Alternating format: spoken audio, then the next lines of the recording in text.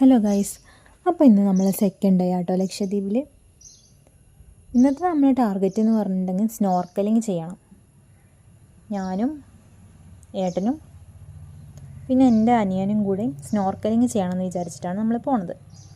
ബാക്കി എല്ലാവർക്കും അവിടുത്തെ കാഴ്ചകളൊക്കെ കാണാമെന്നൊക്കെ വിചാരിച്ചിട്ടാണ് അച്ഛനും അമ്മയൊക്കെ ഒപ്പം വരുന്നത് കേട്ടോ. അവർക്ക് പേടിയാണെന്ന് പറഞ്ഞ് മാറി നിൽക്കുക കേട്ടോ.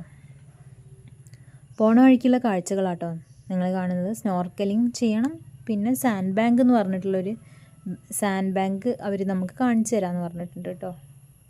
പിന്നെ തിണ്ണക്കര ഐലാൻഡിലേക്ക് ഉള്ളൊരു വിസിറ്റ്. ലഞ്ചൊക്കെ തിണ്ണക്കര ഐലാൻഡിലാട്ടോ നമുക്ക് സെറ്റ് ചെയ്തിട്ടുണ്ടെന്ന് പറഞ്ഞത്. അവിടെ പ്രകൃതി ഭംഗി ആസ്വദിച്ച് അവിടെ ഇരുന്ന് കഴിക്കാമെന്നാണ് അവർ പറഞ്ഞത്.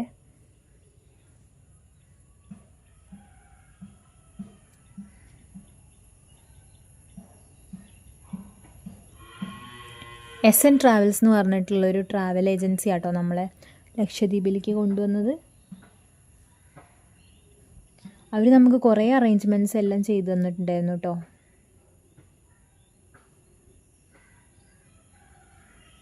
തിണ്ണക്കര ഐലാൻഡിലത്തെ വ്യൂസ് ആട്ടോ നിങ്ങൾ കാണുന്നത്.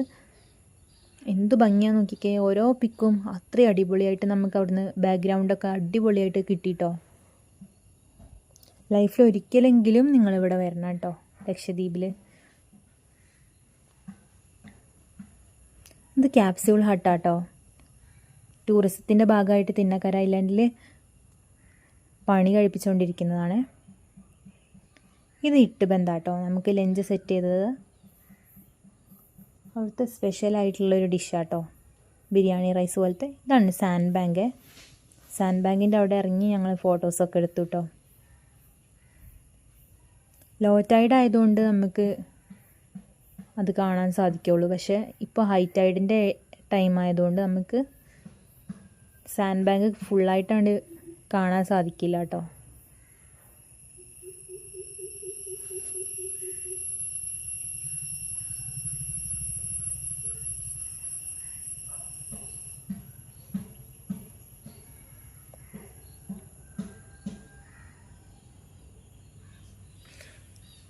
അത് കഴിഞ്ഞിട്ട് ഞങ്ങൾ സ്നോർക്കലിങ് ചെയ്യാൻ വേണ്ടിയിട്ട് പോയേ.